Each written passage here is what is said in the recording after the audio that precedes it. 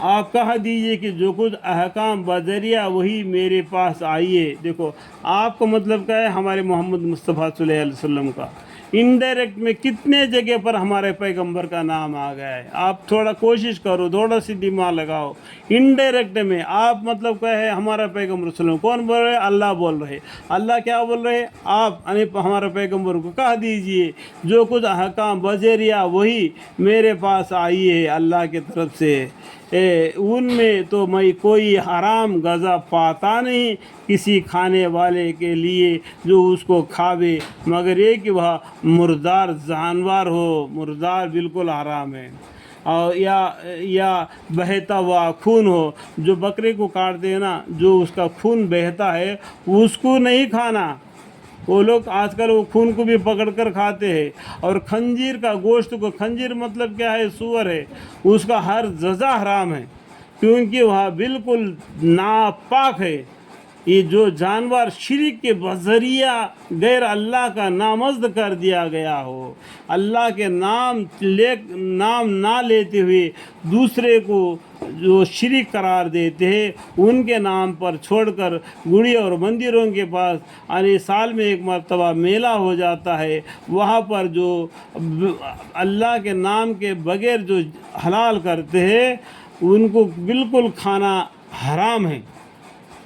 جو جانور شرک کے ذریعہ ہو کہ غیر اللہ کا نامزد کر دیا گیا ہو، پھر جو شخص بےتاب ہو جاوے برشک نہ تو طالب لذت ہو نہ تجاوز کرنے والا ہو تو قدر ضرورت سے، تو واقع آپ کا رب غفور الرحیم ہے. دیکھو اللہ تعالیٰ حکم میں اتنا کڑک دے دیتے ہیں کہ بالکل کڑک حکم دے دیتے ہیں، لیکن جب غریب کے پاس آ جاتے ہیں تو اللہ تعالیٰ مہربانی فرماتے ہیں، غفور الرحیم ہے. ان کے لیے اس ٹائم کے لیے حلال ہے جب کہ وہ ان کو ضرورت پڑ جاتا ہے. اس کے حالت کیا ہے آپ حدیثوں میں معلوم کر سکتے ہیں. یہاں پر 4 نمبر فائدہ لکھا ہوا ہے. یہ 4 نمبر فائدہ یہاں پر ہے. دیکھو اس کو پڑھنے سے بھی آپ کو معلوم پڑ جاتا ہے.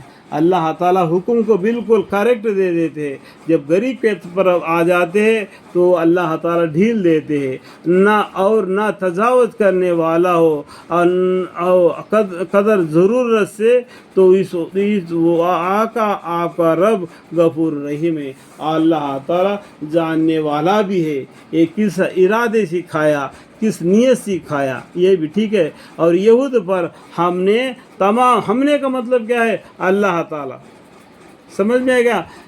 قرآن کو پڑھتے وقت تو معنی کو سمجھو، ایسا ہی دوڑو مت. ربنا آتنا فی الدنیا حسنۃ وفی الآخرۃ حسنۃ وقنا عذاب النار، یہ تو دعا معلوم ہے. لیکن یہودی لوگوں نے کیا کیا؟ اس کے اندر اور کچھ ملا دیا. لیکن آج ہمارے مسلمانوں کو بس یہی سیدھا معلوم ہے، ربنا آتنا فی الدنیا حسنۃ وفی الآخرۃ حسنۃ وقنا عذاب النار. لیکن اس کو پڑھو، اس کے اندر کیا لکھا ہوا ہے.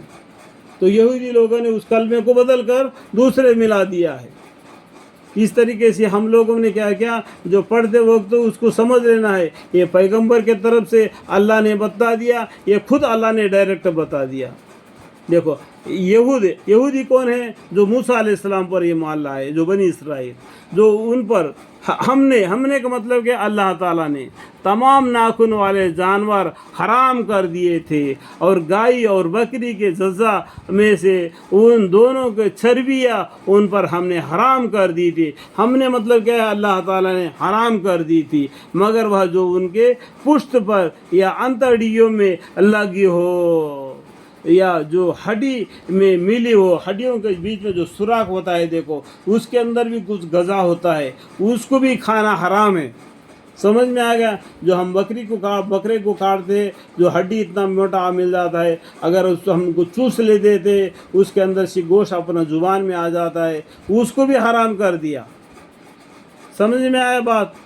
نہ اتڑیوں میں سے لگی ہو اور یا جو ہڈیوں سے ملی ہو، ان کی شرارت کے سبب ہم نے، اللہ تعالیٰ نے ان کو یہ سزا دی تھی.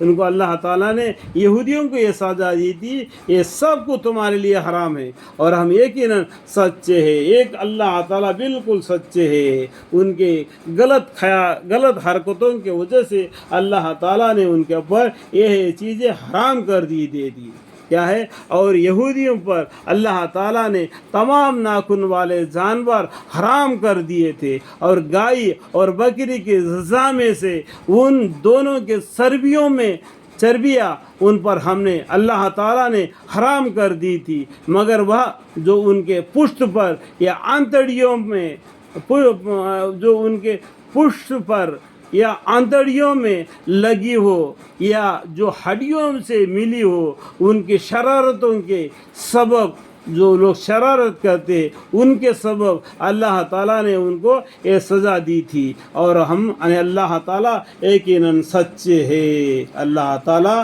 بالکل سچے ہے، انا لصادقون۔